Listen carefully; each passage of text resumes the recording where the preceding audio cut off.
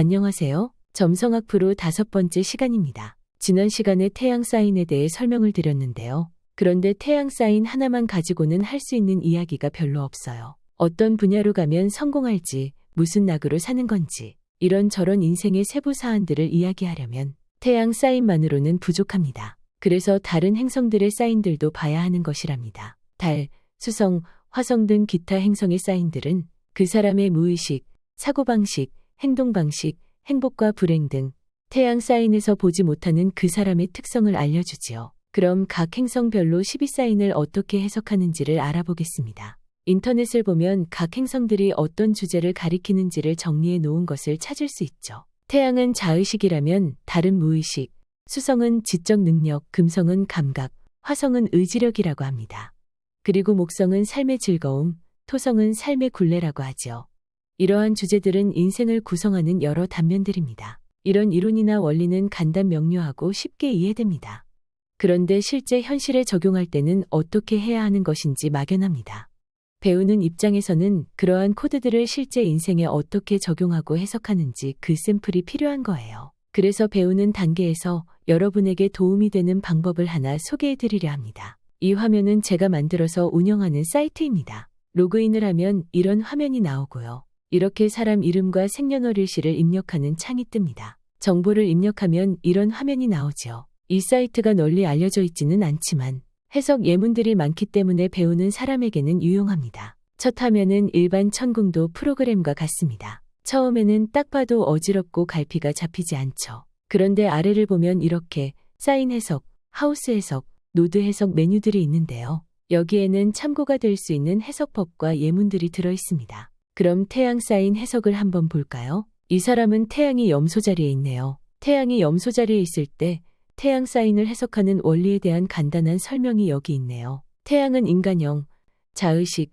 의지력, 아버지 등을 의미하며 지배 사인은 사자이다. 염소 자리는 야심, 조직화, 권위주의 등을 의미하며 흑, 카디날의 속성을 가지고 있다. 지배 행성은 토성이다. 지난 시간에 태양 사인을 설명하면서 나열한 속성들이 정리되어 있습니다. 사실 이것이 태양 사인을 해석하는 원리의 핵심이죠. 그리고 이 사람의 경우 태양이 염소 자리에 있기 때문에 염소 자리에 태양이 있는 경우에 대해 어떻게 해석하는지 예문을 보여주고 있습니다. 이 내용은 사실은 해석 예제들을 참고용으로 정리한 것입니다. 이 중에는 원리에 따라 해석한 내용도 있고 원리와 별도로 임상을 통해 얻은 내용들도 있습니다. 그래서 어떤 내용은 근거나 원리 설명이 빈약한 경우도 있습니다. 그리고 100% 신뢰를 할 수는 없더라도 인사이트를 주는 내용들도 많습니다. 여러분이 임상을 하면서 원리에 어긋나지 않는 한도 내에서 이야기를 풀어나갈 때 활용을 하시면 됩니다. 그러면서 여러분의 색깔을 가지고 해석을 하는 훈련을 하셔야 합니다. 여기를 보면 이전 시간에 다루지 않은 내용이 보이죠. 태양이 4하우스 염소 자리에 있으므로 사인은 기본 상태, 하우스는 앵글 상태이며 종합적으로 볼 때 태양의 힘은 강하다 라고 나와 있는데요. 행성의 강약을 보는 것은 매우 중요합니다. 강약을 보는 원리는 복잡하지만 대표적인 기준 하나만 든다면 행성이 자기가 통치하는 사인에 있다면 힘이 세고 자기에게 배타적인 사인에 있다면 힘이 약해지죠. 이렇게 힘을 보는 이유는 힘이 세면 자기의 타고난 능력을 잘 발휘할 것이고 힘이 약하면 그 능력을 방해하고 억누르는 요소들이 많다는 이야기입니다. 흔히 사주 명리학에서 일간이 강하다 약하다, 관이 강하다 약하다 이런 풀이를 하잖아요. 그것과 같다고 보시면 됩니다. 그럼 달, 수성, 금성, 화성 순서로 행성의 사인들을 어떻게 해석하는지 볼까요? 우선 달의 사인을 보겠습니다. 이 사람의 달은 처녀 자리에 있습니다. 달을 통해서는 내면과 감정을 본다고 하며 정서, 무의식, 습관, 어머니 등을 의미합니다. 이 사람의 경우 달이 처녀 자리에 있기 때문에 흑사인이고 뮤터블이고 지배행성이 수성이라는 것이 핵심입니다. 그래서 아래 해석 내용을 보면 이 사람의 특징을 이렇게 표현하죠. 달이 처녀 자리에 있을 경우 정서적으로 칼같이 날카로운 스타일이다. 옛날 부녀자들이 은장도를 지닌 것과 같다. 감정적으로 깔끔하고 정갈함을 추구하며 복잡하게 얽히는 것을 매우 불편하게 여긴다. 자신에 대해서는 결벽증이 되고 타인에게는 비판적이고 까다로운 태도가 된다. 보시다시피 달 사인을 해석할 때는 그 사람의 감정, 취향, 무의식에 집중하여 설명하는 것을 볼 수 있습니다. 다음, 수성의 사인을 보겠습니다. 이 사람은 수성이 사수 자리에 있네요. 수성의 경우에는 사고방식을 보지요. 그래서 이 사람의 사고방식은 사수자리의 성질을 가지고 있다고 풀이합니다. 실제로 어떻게 풀이하는지 예문을 볼까요? 수성이 사수자리에 있을 경우 수성의 정교한 사고방식과 사수자리의 지배성인 목성의 거창한 사고방식이 서로 어울리지 않는 문제가 발생한다. 세밀한 데 집착하는 성질과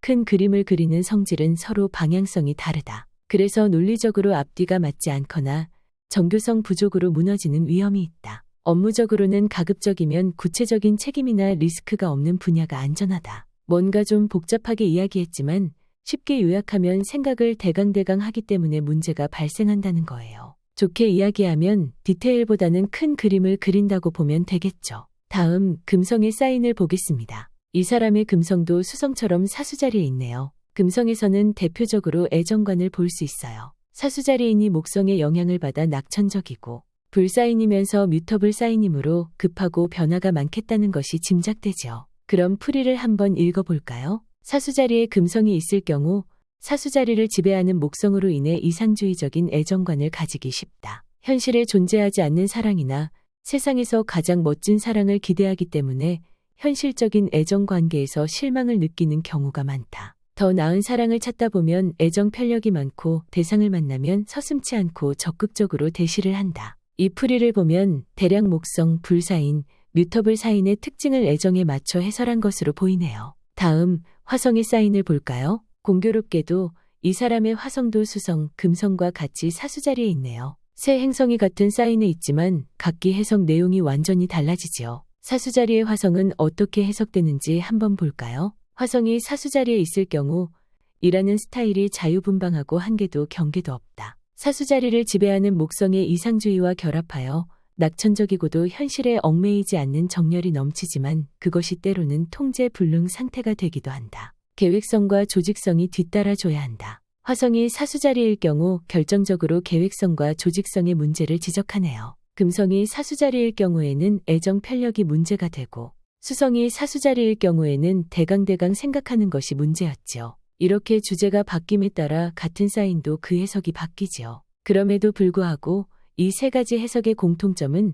사수자리가 불사인이면서 뮤터블 속성을 가지고 목성의 지배를 받는다는 사수자리 본연의 특성을 절대 벗어나지 않는다는 거예요. 비유를 하자면 주제와 변주라고나 할까요? 다양한 변주를 하지만 그 주제의 원형과 틀은 계속 유지하는 것이죠. 다음 목성의 사인을 보겠습니다. 이 사람의 목성은 천칭자리에 있습니다. 목성은 세상을 사는 낙을 상징하는 행성인데 천칭자리에 있는 목성이 어떻게 해석되나 볼까요? 목성이 천칭자리에 있을 경우 인생의 보람은 모두에게 공평하고 상호 만족하는 관계를 확립하는 데 있다. 천칭자리가 가진 균형과 평화의 이념을 실현하기 위해서는 관계성에 대해 신경을 써야 하는데 이것이 때로는 상대의 눈치를 살피는 일이 된다. 그래서 사람들 문제로 스트레스를 받거나 주체적으로 길을 열어가는 것을 어려워한다. 천칭자리는 중간을 상징하기 때문에 자기가 원하는 일을 할 때조차 자기 주관이 없다는 것을 지적하네요. 그렇지만 이것은 중도를 잘 잡고 살아간다는 이야기이기도 합니다.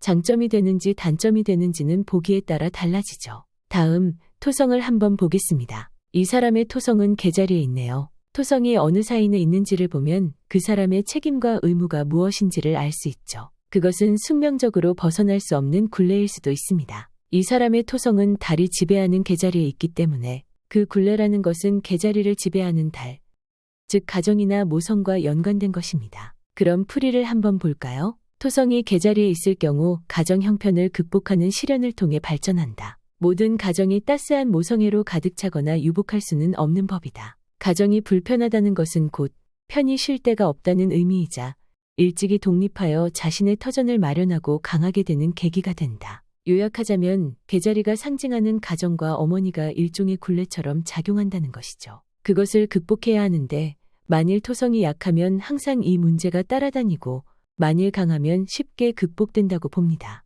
안타깝게도 이분은 토성의 힘이 약합니다. 다음 천왕성, 해왕성, 명왕성은 사인이 바뀌는 기간이 각기 7년, 14년, 30년으로 긴데요. 이 이야기는 개인적인 특징보다는 X세대, Y세대, M세대 이렇게 세대를 구분하는 역할을 한다는 것입니다. 그래서 이런 행성들이 바뀌는 시대와 사회적 변화를 연관지어 이야기합니다. 천왕성은 혁명과 혁신, 해왕성은 정신적 변화, 명왕성은 근원적인 큰 변화와 연관짓습니다. 그리고 천왕성, 해왕성, 명왕성은 고대 점성학에서는 없는 행성이기 때문에 최근에 새로운 이론을 가지고 접근하게 됩니다. 이상 행성별로 사인의 의미를 읽는 법을 예문을 통해 간단히 살펴봤는데요. 앞서 말씀드렸듯이 행성별로 사인을 적용하는 것은 사인 그 자체의 본질을 벗어나지 않는 선에서 행성의 주제에 맞춰 변주하는 것과 유사합니다. 그 변주는 해석하는 사람의 추리력과 상상력에 좌우됩니다. 그리고 각자가 자기의 색깔을 가지고 해석하는 것도 가능하다고 봅니다. 사실 처음부터 자기의 해석 방식을 개발하는 것이 쉬운 일은 아닙니다.